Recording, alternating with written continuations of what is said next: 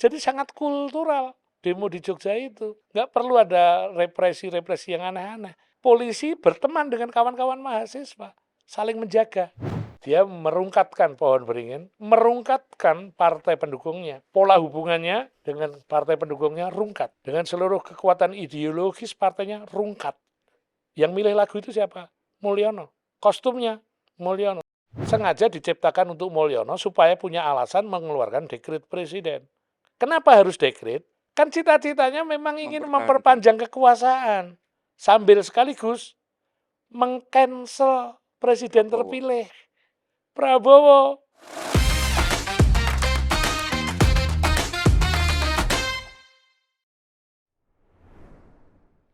Salam Pancasila. Kawan, bertemu lagi dengan saya Winarko Ngantiwani di Ruang Dialektika. Kali ini kami berkunjung ke rumah salah seorang tokoh yang kalau tidak boleh dibilang menujumkan, tapi sudah memperingatkan jauh-jauh hari tentang apa yang terjadi di Indonesia hari ini. Beliau adalah salah seorang yang sudah mengingatkan dampak yang akan terjadi kira-kira kalau yang namanya kepemimpinan bangsa ini tidak mengindahkan etika, tidak mengindahkan nilai-nilai demokrasi, maka masyarakat akan melakukan perlawanan-perlawanan, dan itu yang terjadi di beberapa hari terjadi. Sehingga kemudian rasanya sangat patut kita ketemu lagi. Kami mengundang beliau di rame-ramenya saat itu sekitar perhelatan pemilu, yang itu kemudian banyak orang ya mungkin masih mencibir jangan-jangan yang diomongkan partisan. Padahal yang diomongkan adalah hal-hal yang nilai-nilai kebangsaan, hal-hal yang sangat bermanfaat bagi bangsa kita untuk biar tidak mengalami hal-hal yang seperti belakangan ini. Hingga kemudian kami merasa perlu untuk mendatangi beliau lagi, untuk mendapatkan wawasan-wawasannya lagi, karena rasanya agak dejavu, momen-momen seperti sekarang ini mengingatkan mungkin bagi generasi yang pernah mengalami di tahun 98 itu kayak banyak hal yang terulang lagi gitu. Hingga kemudian mudah-mudahan forum Ruang Dialektika kali ini akan bisa memberi kita panduan untuk melewati hari-hari ke depan ini. Tanpa panjang kata, kita sambut tamu Ruang Dialektika kali ini, Bung Budet Kartarajasa. Ya, selamat siang. Selamat siang, salam Pancasila. Salam Pancasila. Terima kasih sudah Ya. boleh ngerepoti untuk datang ke rumahnya. Ya. Sangat ayem, sangat sejuk. Saya nggak bisa membayangkan apakah di Istana Negara hari ini bisa seayem ini gitu. Melihat begitu umeknya masyarakat, seperti persis yang jenengan ujungkan beberapa bulan yang lalu, bahkan mungkin setahun yang lalu, ketika ugal-ugalannya kepemimpinan ini pasti akan menimbulkan kemarahan semesta gitu. Dan Sebenarnya kemudian turun.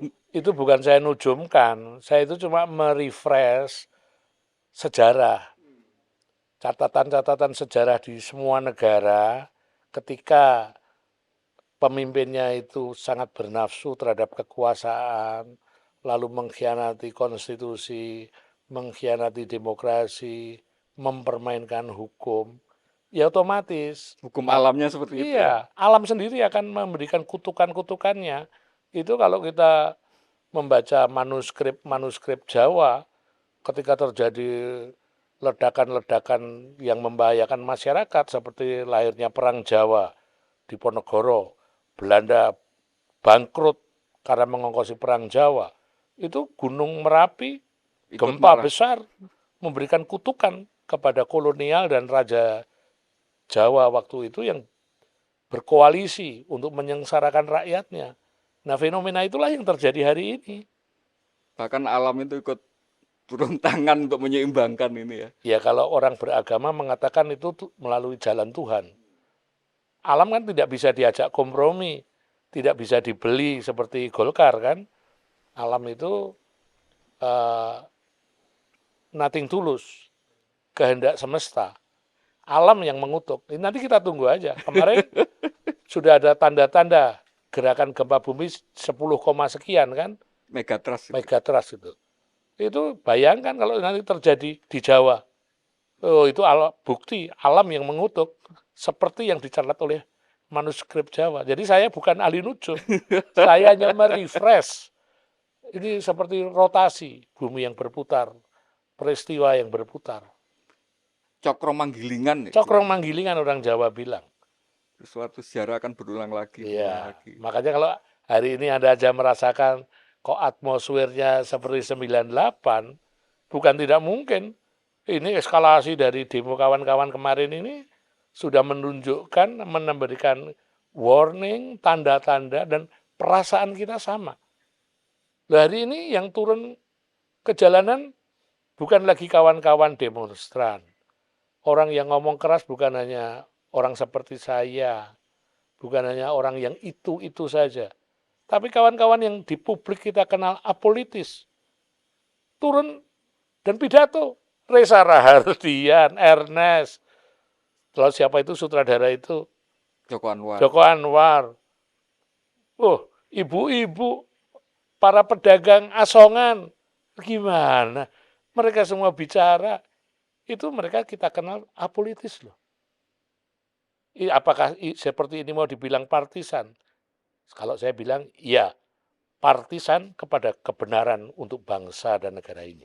Nah itu. Bantu kami untuk membaca lebih detail fenomena belakangan ini, Bung Budet. Pertama saya ingin menanyakan hal yang itu rame di medsos. Saya sebagai orang Jawa sebenarnya sedikit banyak ngerti, tapi mungkin karena itu sudah lama, jadi nggak terlalu pengetahuan itu tidak terlalu lagi nyambung gitu.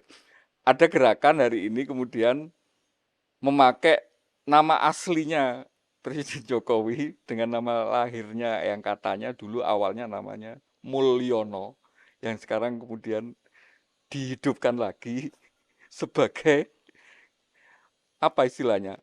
Kalau bahasa Inggris itu dead naming ya, nama yang sebenarnya sudah tidak lagi dipakai karena itu mengandung sial, tapi kemudian Ya, hari ini kemudian rakyat rame-rame memakai itu. ya, Itu simbol apa kemudian? Kalau dalam kepercayaan Jawa orang sudah diselamati untuk nama baru, tapi kemudian karena entah karena marah atau apa, kemudian ya udah nama yang lama lagi dipanggil. ya itu mungkin karena rakyat yang menghendaki supaya apes, itu nama yang membawa apes dan membawa sial, itu digunakan supaya apesnya nongol. Apesnya nongol itu artinya sebelum Oktober, si Mulyono ini sudah terjungkal dari kekuasaannya. Itu siapa yang mengatakan? Ini bukan, itu publik. Orang-orang yang merasa dibohongi memanggil Mulyono. Kalau dia seluruh rakyat Indonesia menyebutnya si itu Cahkai itu menjadi Mulyono, ya semesta membimbing Mulyono lagi. Mulyono untuk berjumpa dengan apesnya. Dan memang hari ini kita lihat semua kan, peristiwa di Jogja, Jakarta, Bandung, Banjarmasin, Semarang, Surabaya, ini marah semua. Di Medan, semua rakyat marah. Jadi memang sekarang ini panggungnya mahasiswa, panggungnya anak-anak muda yang menjadi lokomotif, yang menggerakkan supaya apes itu tiba. Lalu Mulyono tersungkur sebelum Oktober. Rasanya presiden-presiden sebelumnya meskipun orang marah nggak pernah loh sampai marahnya itu Wah, mendoakan kesialan itu. Berarti kan dengan memanggil nama Mulyono itu kan mendoakan nama yang sebenarnya oleh orang tuanya itu sudah ditinggalkan karena dengan atribut-atribut apesnya tadi. jangankan Mulyono, itu teks-teks di dalam demo 2 hari yang lalu itu kan sudah tingkat sarkastik yang layak dilaporkan polisi. Lah wong saya kemarin cuma saya ngomong Karena seperti itu jadi dilaporkan dulu polisi. hanya berapa bulan yang lalu ya. Iya. Loh, hari Dengan ini kalau pakai yang jauh lebih soft, jauh lebih hari ini lebih sarkastik, verbal, vulgar, kata-kata itu sangat anarkis itu kategorinya. Kok tidak dilaporkan polisi? Ini mestinya, ayo kawan-kawan penjilat yang bertopeng projo itu segera laporkan itu mahasiswa-mahasiswa yang sarkastik itu. nambahi kerjaan polisi, ya toh. Lawang saya cuma seorang waktu itu bulan Desember. Itu pun masih halus. Saya kalau mengekspresikan tanda cinta sama kamu aja tak asu-asukan. Nah, ini lebih sarkas dari sekadar asu itu. Bayangkan, Malioboro sepanjang itu kemarin tuh kur. Si kae, bajingan, sepanjang Malioboro bergema. Nama itu disebut, si Mulyono itu. Sebegitunya. Lalu kata-kata jorok muncul. Oh, saya menyaksikan seluruh peristiwa itu. Itu di Jakarta, di depan gedung DPR, ikan hiu, ikan tongkol. Lalu ada lanjutannya, jorok banget. Asu toh. Dan itu semuanya organik, otentik, muncul dari rasa kekecewaan yang terpendam itu, rasa kemarahan yang terpendam itu. Yang Ini bukan terpendam, sudah terbongkar. Karena ini sudah bukan urusannya para politisi. Bukan hanya sudah lewat urusannya urusan pemilu ya. intelektual. Iya, nggak ada. Ini nggak ada kepentingan politik, nggak ada. Ini rakyat yang marah. Karena rakyat benar-benar dikibulin. Ini kan keputusan MK mau di-cancel, mau dibatalkan dengan berbagai cara, mau dijegal. Ini kan belum selesai. Nggak tahu nanti 27 Agustus akan seperti apa jadinya. Dengan kemudian ini sudah terbuka, akhirnya banyak hal yang dulu mungkin ya tadi orang takut, orang tabu, atau mungkin nggak ada hubungannya, seolah-olah kebuka semua gitu kan. Ya. Salah satunya kemarin misalnya rame juga, Bung, kabar istrinya anak bungsu ini, ya diantarkan si anak bungsunya ke Amerika pakai pesawat pribadi gitu kan. Charter ya. Charter yang harganya katanya sekali sewa itu 5,6 miliar. Posting foto roti harganya 400.000. Yang di media sosial itu ditempeli sebelahnya uang 400.000 itu ternyata gajinya guru honorer selama 1 bulan. Itu masih lebih mahal harga rotinya. Nah ini kan seolah-olah kalau misalnya kita orang normal melihat, masa sih mereka itu nggak ngerasa kalau rakyat ini lagi marah, kok malah masih bisa loh pamer kemewahan itu, pamer-pamer hal yang sebenarnya justru sedang dijadikan bahan untuk masyarakat ini. Ini sense rosonya ini di mana mereka ini, Bung? Itu sense-nya kere munggah bali. Kere munggah bali itu artinya menerangkan seseorang itu tidak berbakat untuk menjadi kaya. Kalau balungan kere. iya, mentalnya kere. Lho Mulyono itu kan cuma cah pinggir kali Bengawan Solo. Itu ya kelas abal-abal itu sebenarnya. Terus punya kekuasaan, keturunannya juga level, sebenarnya kan level kere. Munggah balik. Menikmati, naik gitu. derajatnya. Jadi nggak punya derajat kepriyaian. Maka seperti shock culture, kere munggah balik itu. Petruk dadi ratu. Lakon itu lakon fiksi, carangan. Petruk itu punakawan. Petruk jadi ratu. Waktu jadi ratu, ketika disuruh turun, nggak mau turun. Karena menikmati tahta itu. Menikmati kekuasaan itu. Lah si Mulyono ini kan kira-kira sama. Dia sudah 2 periode. Keinginannya kan memperpanjang usia kekuasaannya. Karena nyaman. Anak-anaknya yang semula dibanggakan hanya jualan martabak dan pisang, menikmati itu. Lalu show off, naik private jet ke Amerika. Ironinya, berangkat untuk sekolahnya itu duitnya pakai beasiswa. Loh, beasiswa itu kan diberikan untuk mereka yang tidak mampu. Loh, kalau mampu private jet kasih beasiswa, pakai duit beasiswa apa nggak malu? Itu hanya membuktikan kere munggah balik, keserakahan. Keserakahan yang tidak dia temukan batasnya. Kita, saya pun punya naluri-naluri purba bernama keserakahan. Anda juga punya. Tapi kita semua belajar norma, belajar etika, tata krama, kepantasan untuk ngerem keserakahan.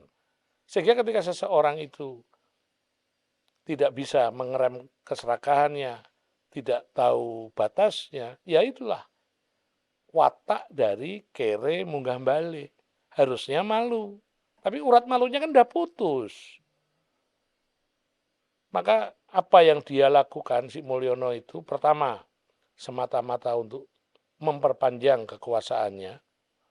Bahkan andekan Oktober pun dia tidak berkuasa lagi, masih ingin melanjutkan kekuasaannya, disandera dengan cara mempermainkan hukum. Untuk apa? Selain untuk memperpanjang usia kekuasaan, adalah menciptakan jalan tol untuk mewujudkan nepotismenya. Anak menantunya bisa berangkat menguasai daerah-daerah, menang sendirian. Ya sudah, kalau seperti itu yang diinginkan, sejarah membuktikan. Alam akan mengutuk, rakyat akan bergerak menjadi energi untuk mendelosorkan Petro yang berambisi tetap jadi ratu itu. Bahwa kemudian masyarakat dari awal diberi image seorang presiden yang berasal dari rakyat, pakaiannya cuma baju hem putih harga 100.000, kan ada dulu di kampanyenya. Iya. Sepatunya cuma harga 140.000, Pelongo-pelongo, pelongo-pelongo, tidak ganteng. istrinya cuma bawa minum es teh, bawa Iya, bungkusan gitu. iya. Itu semua berarti hanya acting doang, Teater.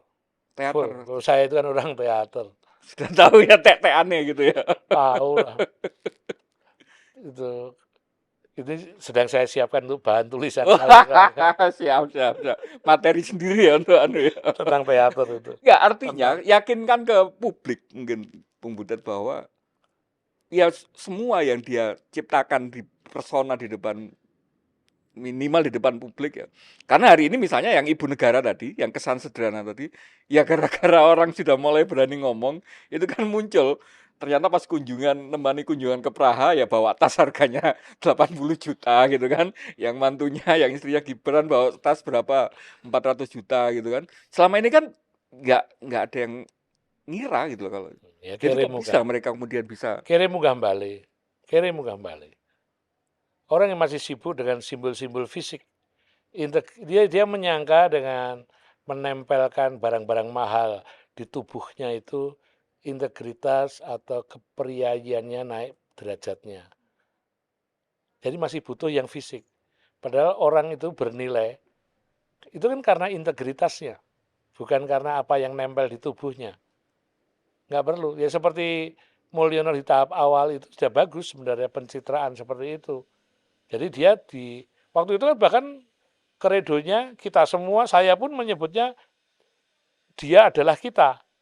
Mulyono adalah kita dulu itu. Ya tak?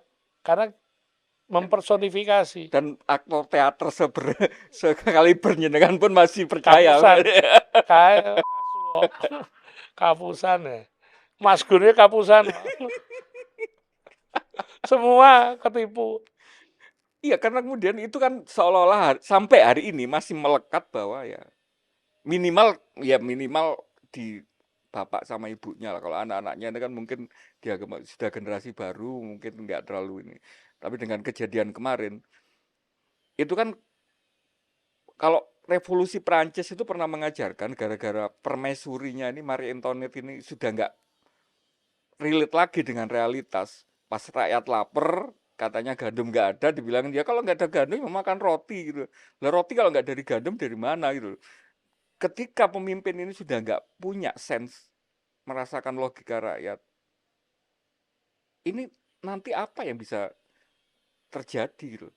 Karena Pak Harto pun nggak se ekstrim itu lompatannya. Orang nggak tahu, nggak mempersepsikan Pak Harto itu orang miskin yang kemudian ini terus pamer dan sebagainya. Seingat saya waktu itu kayak gitu. Ini kan enggak, ini ekstrim itu kemarahan ini. Itu kira-kira Pemicunya seperti waktu 98 itu faktor eksternal banyak pemicunya. Pertama krisis ekonomi, ya. krisis Ya. moneter. Ini kawan-kawan ekonom kayak Bung Faisal Basri sekarang sudah membuat satu analisis ekonomi bahwa nggak lama itu paling sampai 2 tahun ya itu terjadi satu krisis ekonomi yang membahayakan. Kedua, Pemicu jangka pendek itu ketika ini eskalasi perjuangan kawan-kawan melawan usaha-usaha penjagalan ini melahirkan korban jiwa, itu satu lompatan eskalasi, Martir gitu. martir itu. Tapi jangan-jangan yang saya khawatirkan, semua ini bukannya tidak diketahui oleh Mulyono. Maksudnya gimana, Bung? Dia sudah menduga eskalasi yang meningkat, krisis ekonomi yang akan terjadi sudah diketahui, sehingga rakyat akan marah besar. Rakyat akan ngamuk, amuk. Ketika terjadi amuk pada level anarki, seorang presiden sebelum pada bulan Oktober ketika Mulyono masih berkuasa, dia punya hak untuk mengeluarkan dekret presiden. Atas alasan bahwa kemudian masyarakat chaos tadi. Chaos itu sengaja diciptakan untuk Mulyono supaya punya alasan mengeluarkan dekret presiden. Kenapa harus dekret? Kan cita-citanya memang ingin memperpanjang kekuasaan. Artinya dengan dekret dia bisa setahun, 2 tahun lagi atau entah 3 tahun lagi tetap jadi presiden si Mulyono. Sambil sekaligus meng-cancel presiden terpilih Prabowo. Meskipun konon dengan kekuatan dia juga berhasil dijadikan calon presiden hari ini, dia batal. Yang kuasa siapa lagi? Yang mengeluarkan dekret. Lalu orang mengatakan, wah Mas Butet berlebihan. Ini skenario film yang paling plot twist ya istilahnya anak sekarang itu. Itu kayaknya juga nggak bakal sekreatif itu gitu. Ya mungkin ini pikiran yang ngawur. Mungkin ini berlebihan. Ini mungkin tidak masuk akal sehat. Tapi kan kita tahu, yang dilakukan Mulyono selama ini juga di luar akal sehat. Ngawur, melampaui imajinasi manusia-manusia normal. Di ruang dialektika ini yang Iya, saya Butet katakan. juga ngomong kan. Melampaui.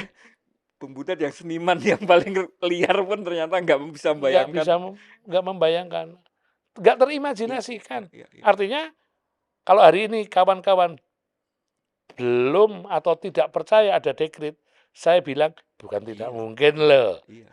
Lagi brutal Mulyono ini. Iya, karena ketika misalnya kemarin rame-rame menjelang keputusan MK yang pertama yang memuluskan anak sulung itu kan, nggak banyak yang suara ngomong, nggak mungkin lah masa ya presiden mau majukan anaknya. Dia sendiri juga ngomong seperti itu gitu kan. Iya.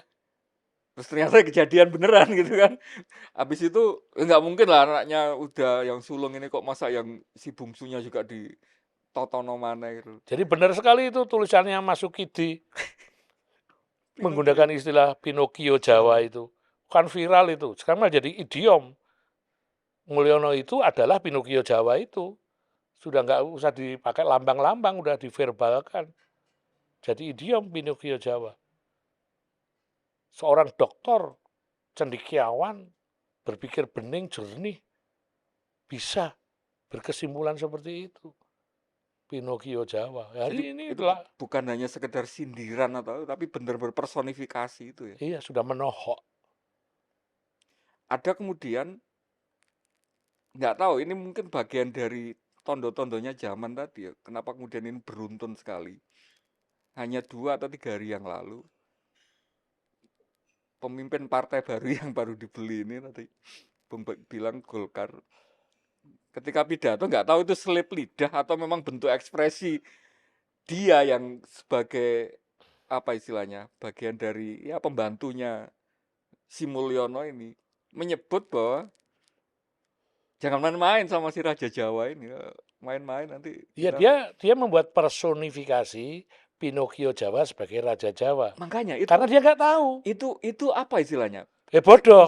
Jenengan coba kita apa kami jenengan bantu kami untuk memahami selip lidahnya ketua Golkar yang baru kemarin itu. Dia membuat personifikasi yang keliru. Pertama, si Presiden, si Mulyono itu kan bukan darah biru. Tidak punya darah kebangsawanan. Dia bukan raja. Dia dalam posisi politik presiden. Bukan raja. Sebab Raja Jawa yang masih ada, seperti Hamengkubuwono ke-10, itu real raja. Prakteknya tidak menakutkan masyarakat. Tidak nakut-nakutin. Bisa diajak bicara. Bisa musyawarah. Itu raja. Jadi itu, kalau saya sebagai orang Jawa, saya punya hak untuk marah kepada Melecehkan simbol ketua umum raja itu, ini ya. melecehkan simbol pemimpin budaya Jogja, untuk dia harus minta maaf kepada raja yang sesungguhnya. Tapi saya tahu bahwa itu yang dimaksudkan bukan Hamengkubuwono ke-10, itu yang dimaksudkan si Mulyono. Padahal kita tahu juga Mulyono itu mencah pinggir kali, nggak punya derajat kepriyayian bagaimanapun. Nggak mungkin bisa jadi raja. Lah iya, Tingkat tapi itu kan wisdomnya pelecehan kepada pemimpin budaya Jawa.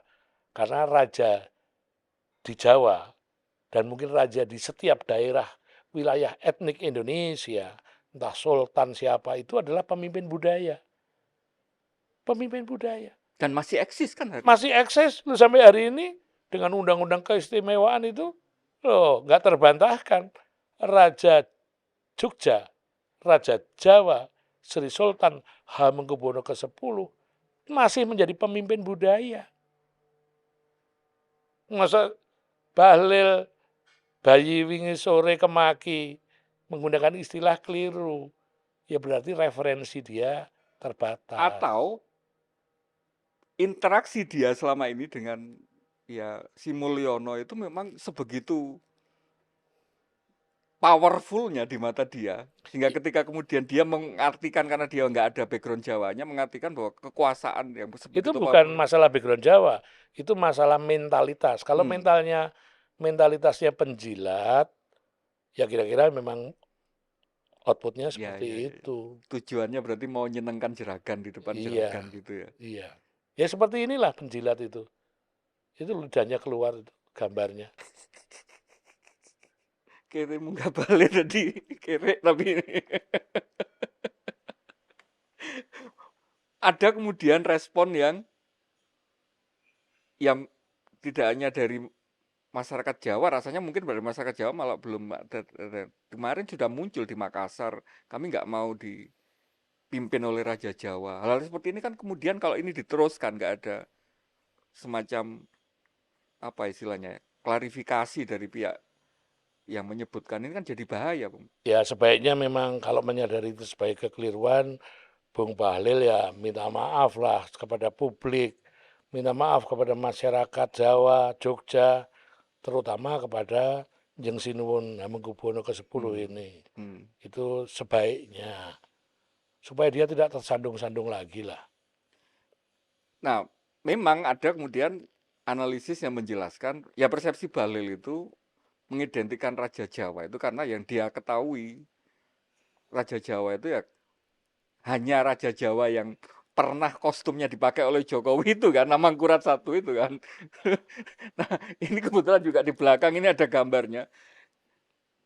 Itu fenomena apa? Kenapa di peringatan kemerdekaan ke-78 ya tahun kemarin itu, ketika kebiasaan Jokowi memakai baju-baju Raja Nusantara, ini kok tahun itu kebetulan yang mau dipakai itu kostumnya Amangkurat. Itu kira-kira Sebenarnya sejak tahun 2022 ya. 2022 itu dia mengundang penyanyi kecilik Farel itu. Lagunya Ojo Dibanding-bandingke. Itu kan seperti menyampaikan ke publik, aku jangan kau banding-bandingkan dengan ketua partai, ketum partaiku ya. Kira-kira itu ya. simbolnya lagu itu. Kedua, dia mulai menggunakan kostum Sultan Agung sekaligus yang dipakai Amangkurat yang jahat itu. Dia bukan bangsawan, ini pakaian raja Jawa yang kejam itu. Lagunya rungkat, beringin, rungkat. Dia merungkatkan pohon beringin, merungkatkan partai pendukungnya. Pola hubungannya dengan partai pendukungnya rungkat. Dengan seluruh kekuatan ideologis partainya rungkat. Yang milih lagu itu siapa? Mulyono. Kostumnya Mulyono. Jadi isyarat-isyarat itu sudah ditampilkan. Simbolik. Bacaan saya itu, Oh, memang sudah mempersiapkan diri. Jadi apa yang terjadi hari ini, kalau saya orang teater nih, skenarionya Sudah sudah ada ditulis. sejak mungkin 2017 mungkin. Ketika dia memilih Prabowo jadi Menhankam, ketika dia memilih IKN sebagai ibu kota, itu semua by design yang bertahap diwujudkan. Sudah menciptakan. Termasuk ledakan rakyat hari ini, amuk, amuknya rakyat hari ini by design. Untuk apa? Supaya Untuk punya rakyat. alasan mengeluarkan dekret. Kita lihat aja nanti, ada dekret atau tidak. Berarti saya keliru kalau memang tidak ada dekret, aman. Alhamdulillah kan, Ya, berarti aman kan. tapi saya harus ngomong sekarang, supaya kalau terjadi, rakyat udah tahu lebih dulu bahwa ada skenario kejahatan. Saya mau bilang mengerikan atau apa ya istilahnya ya, menakutkan, itu rasanya hari ini Mas, itu sudah terlalu naif karena sudah terlalu sering hal-hal yang seolah-olah tidak masuk akal tadi itu ternyata kejadian. Ya, Yang kemarin bikin orang marah itu salah satunya juga kan ketika sebuah undang-undang itu mementingkan mereka, kok iso DPR itu hanya dalam waktu 1 hari ngumpul menyepakati ini. Nah masalahnya kemudian ini masih belum selesai karena masih ada pilkada. Nah, ini gimana rakyat caranya menyikapi kalau sudah tahu jelas-jelas sudah bisa dilihat cetowelo-welo nyata bahwa yang namanya aturan, yang namanya ya, undang-undang, kalau mereka mau itu ternyata bisa segampang itu di kepercayaan kita sebagai sebuah warga bangsa terhadap sistem yang katanya demokrasi ini sistem yang damai untuk kemudian mempengaruhi kekuasaan ini gimana caranya untuk memulihkan itu lagi, Bung? susah, susah. Ini tinggal meledak aja kok. Kita tunggu aja sampai tanggal 27 nanti apa yang terjadi. Semua penuh spekulasi. Kita semua menunggu. Menunggu ini mau meledak atau tidak meledak. Kalau mungkin tidak meledak sekarang, mungkin di September, pertengahan September, pasti cari cara lain supaya bisa ada ledakan yang lain sehingga ada chaos. Nggak tahu juga, saya bukan ahli nujum, saya ini cuma akal sehat aja yang menggerakkan. Akal sehat. Dan semua kawan-kawan, para penonton ini juga tahu, punya akal sehat juga. Ini sama sekali nggak ada urusan sama, kalau saya dituding-tuding partisan sekali, nggak ada. Ini partisan hanya kepada kebenaran yang seharusnya. Bersandar pada konstitusi, hidup berprinsip dalam alam demokrasi, dan tunduk pada hukum. 3 hal itu Harusnya menjadi harus menjadi sandaran moral kita. hari ini kemudian gerakan massa sudah mulai mahasiswa tidak lagi katakanlah menjadi salah satu suara tunggal guru besar ya mungkin kemarin sekitar pemilu hanya guru besar yang turun sekarang kayaknya institusi kampusnya itu juga mendukung kemarin waktu demo itu banyak dosen yang mengizinkan mahasiswanya untuk Ya, menggantikan jadwal di kelas itu untuk datang ke ini itu sangat kalau bagi saya mungkin bagi kami generasi 98 itu kan sangat mengingatkan kembali suasana dan saya mungkin tanyanya gini, sebagai jenengan yang juga ngalami waktu itu tapi jauh lebih waskito dari kami yang generasi yang sedang bergerak. Ini kesamaan-kesamaannya itu seperti apa aja hari ini? Suasana kebatinan masyarakat, suasana kegelisahan masyarakat. Sama juga kekuatan-kekuatan di lingkarannya dia. Dulu kan Soeharto sebegitu powerful, ternyata juga lingkarannya juga merotoli juga sebelum dia. Nah, ya. bantu kami untuk memahami tondo-tondonya itu. Ya tadi itu aku bilang ketika kawan-kawan yang apolitis sudah berani keluar dari zona nyamannya untuk berpartisipasi mengingatkan. Itu pertanda yang sama dengan 98. Lalu yang ini yang belum terjadi kan krisis ekonomi. Pasar sekuritas kan masih diintervensi oleh OJK, oleh Bank Indonesia. Masih kelihatan aman. Tapi kalau nanti ini pasar sekuritas semakin melorot, ambiar ekonominya, lanjutannya krisis moneter. Itu akan menjadi satu pemicu. Lalu tadi itu, kalau level orang-orang yang ada di sekitar Mulyono ini sudah menggunakan praktek-praktek anarki, kekerasan yang sampai ada korban jiwa. Wah, itu sangat berbahaya. Ketika terjadi dekret, lebih berbahaya karena akan menggunakan undang-undang darurat. Dan Itu siapapun bisa diciduk itu. Dan menurut Bung Butet itu bagian dari dia sudah mengantisipasi tadi. Pasti sudah ada skenarionya. Sudah mengantisipasi. Semua. Bukan bermaksud kemudian menakut-nakuti teman-teman yang sedang berjuang atau bergerak. Tapi ini saya tanyakan karena biar kita semuanya paham bahwa ada kemungkinan-kemungkinan itu. Tidak boleh takut. Kita hanya boleh takut melanggar hukum.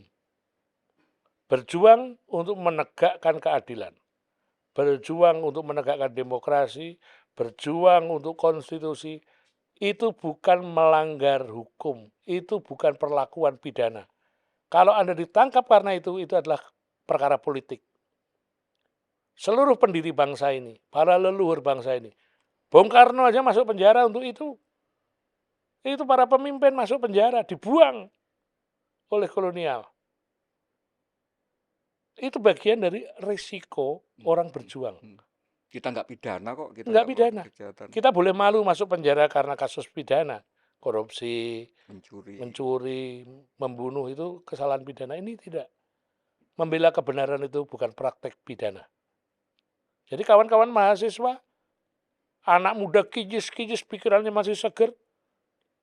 Kalau ada ditangkap polisi, itu bukan pidana. Anda harus bangga kalau sampai masuk penjara. Karena ada pembela kebenaran, penegak keadilan. Gitu dong. Perjuangan reformasi jilid 2 gitu. Iya. Karena kemudian saya menanyakan itu karena Bung Butet juga beberapa hari yang lalu, saya nggak tahu istilahnya yang tepat apa ya, meminta atau mendesak atau mungkin ya memohon kepada Sri Sultan Hamengkubuwono, mungkin sebagai simbol kekuasaan budaya tadi, budaya Jawa yang direformasi, yang jilid 1 lah kalau bisa dibilang, yang reformasi 98 itu, mengadakan sebuah perhelatan besar yang disebut Pisawanan Ageng itu. Pisawanan Agung jilid 2. Saya ingin ada peristiwa. Nah, ini kira-kira mungkin bisa dijelaskan ke publik. Apa signifikansinya ketika di situasi seperti ini kita mengambil itu sebagai simbol lagi? Pisawanan Agung jilid 1 dulu. Itu jutaan orang datang ke alun-alun utara Jogja bersama-sama untuk mengadukan nasibnya. Bangsa dan negara ini nasibnya seperti ini. Itu kalau dalam budaya kerajaan ada yang namanya tradisi PP. Orang dulu kalau protes itu berjemur di alun-alun. Ini PP kolektif. Jadi Pisawanan Agung. Waktu itu semua mahasiswa dari kampus-kampus se-Jogja ini berjalan kaki menuju alun-alun. Ibu-ibu di setiap jalan yang dilalui keluar dari gangnya mengeluarkan air minum dan makanan cuma-cuma untuk stamina kawan-kawan mahasiswa dan aktivis, dosen semua ikut ke alun-alun. Polisi dan tentara waktu itu diperintahkan Sultan tidak boleh pakai uniform, tidak boleh menakut-nakuti rakyat. Jadi semua pakaian sipil. Itu jutaan orang di alun-alun. Mungkin ratusan ribu lah, kalau jutaan mungkin berlebih ya. Saya ikut pidato di situ, di panggung itu. Sound system kita siapkan yang bagus. Dan disitulah Sultan HB ke-10 ini didampingi Paku Alam mengingatkan Presiden Soeharto bahwa dia sudah kehilangan kepercayaan. Dia secara filosofis bicara tentang makna orang yang dipercaya. Seingat saya mungkin teksnya dari Pak Damarjati Supajar kalau nggak salah. Karena waktu itu saya ikut mempanitiai acara itu. Sehari kemudian Soeharto mundur. Energi, kekuatan yang ada di Pisawanan Agung itu kami baca sebagai kekuatan kebudayaan. Sehingga bisa menyebabkan orang yang berkuasa sepanjang 32 tahun itu menyerah, mundur. Nah, ini masyarakat sipil pada nge-WA saya. Saya juga bikin status untuk kemungkinan lahirnya Pisawanan Agung.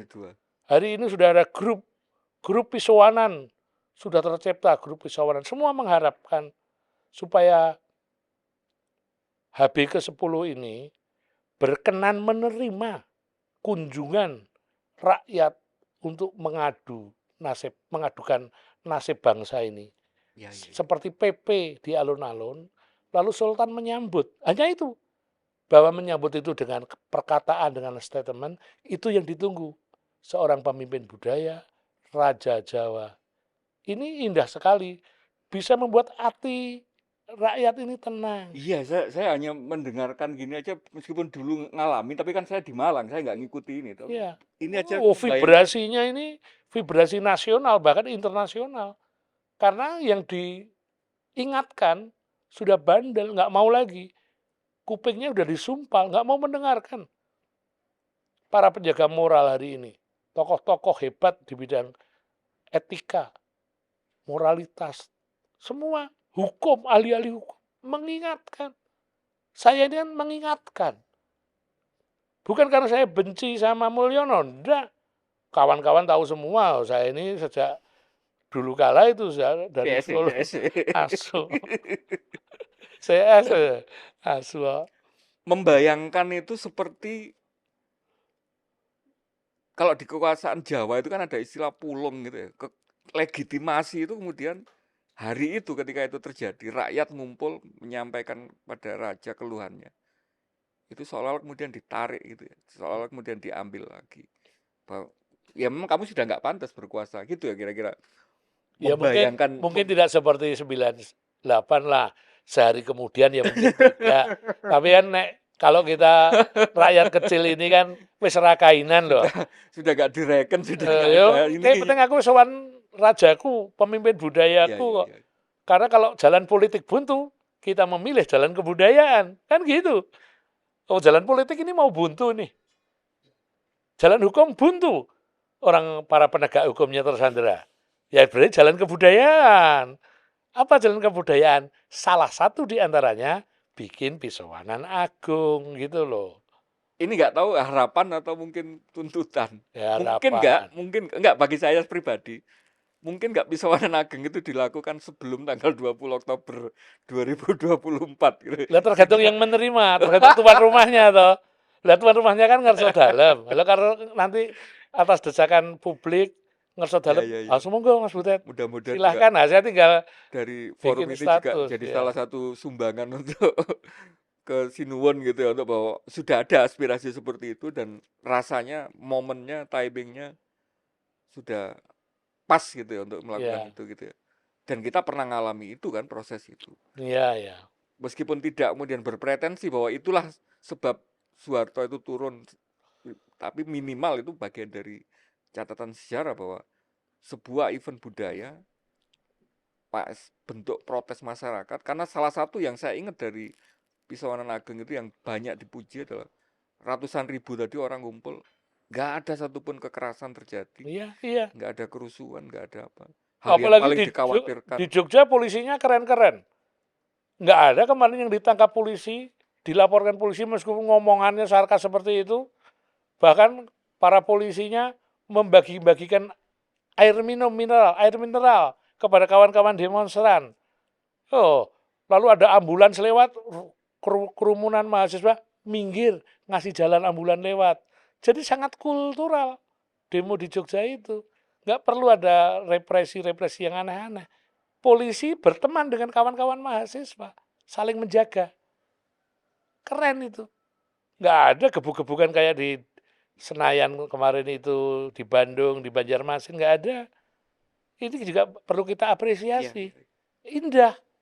Karena mungkin sekaligus biar ini juga menjadi semacam, ya katakanlah bahan pengetahuan teman-teman yang hari ini sedang semangat-semangatnya turun ke jalan gitu, bahwa kita punya model protes, model pembangkangan sipil yang sebegitu indah, tapi kemudian tidak mengurangi esensi bahwa ini bentuk protes rakyat atas pemimpin yang... Saya kira istilahnya bukan pembangkangan sipil, tapi hak untuk berpendapat. Polisi melindungi masyarakat untuk bebas berpendapat. Karena ini dilindungi undang-undang. Nah ini justru yang diinspirasi jangan mahasiswa. Polisi-polisi se-Indonesia Kapolda se-Indonesia, lakukanlah mahasiswa, kawan-kawan yang demo itu secara bermartabat, dikawal, dijagain, diberi minum. Yang penting tidak melakukan praktek anarki. Kalau cuma berbicara, bebas. Malah dijagain. Ini polisi Jogja keren. Seharusnya tugas konstitusional kalian gitu kan, Iya, melindungi memang dan mengayomi. kewajibannya mengayomi. Praktekkan pengayoman para polisi dengan melindungi kawan-kawan yang sedang mengartikulasikan kebebasannya berpendapat. Karena memang salah satu yang saya nggak mau ngomong terlalu politik, salah satu yang dikritik bahwa hari ini kekuasaan Mulyono ini kan juga katanya sudah mengkooptasi keseluruhan bahwa polisi itu ya semuanya bagian dari jaringannya dia ya. Ya, saya nggak tahu. Makanya enggak, ini cuma alasan rasa aja kan jenengan gitu ya, mungkin agak beda gitu kalau zaman dulu, kalau sekarang katanya ditoto dari Solo semua itu kan jadi. Nah, untuk menutup ini, saya tidak mau menarik ke kesimpulan yang terlalu politis, tapi mau nggak mau harus diomongkan. Kira-kira anak bungsunya ini akan digelarkan karpet merah nggak dengan situasi seperti ini? Lain itu semua kan upaya menggelar karpet merah. Segala yang dilakukan, Meskipun masyarakat marah ini tetap akan diteruskan. coba lihat aja. Jadi cuma ada dua itu tadi, dalam rangka mewujudkan semangat nepotismenya, memberangkatkan anak-anak dan menantunya. Kedua, memperpanjang usia kekuasaan. Hanya dua itu. Yang terakhir, saya nggak tahu ini nanti bentuknya jadi taruhan atau apa gitu. Mudah-mudahan enggak. Saya nggak pingin, tentu saja kita nggak kepingin ada semacam proses yang itu menimbulkan penderitaan atau kerugian yang besar di masyarakat. Tapi melihat yang seperti itu, pertanyaan yang rasanya masih sangat kuat itu, dengan sudah sedemikian gamblang dan masyarakat hari ini marah, periode formalnya ini tinggal 2 bulan, 1 bulan sekian hari lagi, nggak sampai 2 bulan. Kira-kira bisa selamat nggak sampai tanggal 20? Nggak tahu. Saya bukan ahli nujum. Ayo loh. Saya tidak tahu. Biar kami bisa memberi semacam, membuat semacam ancang-ancang mental gitu. Kalau menurut kalau tadi yang pertemuan yang pertama, Bung Budan nggak mau disebut budayawan gitu ya, tapi minimal yang paling waskito di antara kita hari ini, ngelihat situasi tadi, suasana seperti tahun 98, hari ini dengan melihat suasana kayak gini nih, kira-kira selamat nggak sampai tanggal 20 Oktober untuk soft landing katanya. Biarlah semesta yang berbicara. Ya. Butet nggak usah berbicara. Terima kasih banyak, Ya, Bung Butet. mancing-mancing. Karena itu yang rasanya kayak menjadian, saya nggak mau lagi ngulangi monolognya Soeharto, karena itu juga menjadi kemarin salah satu meme di media. Soeharto dalam kubur itu sampai ngiri karena saya kok nggak kepikiran seperti itu ya dulu ininya gitu ya.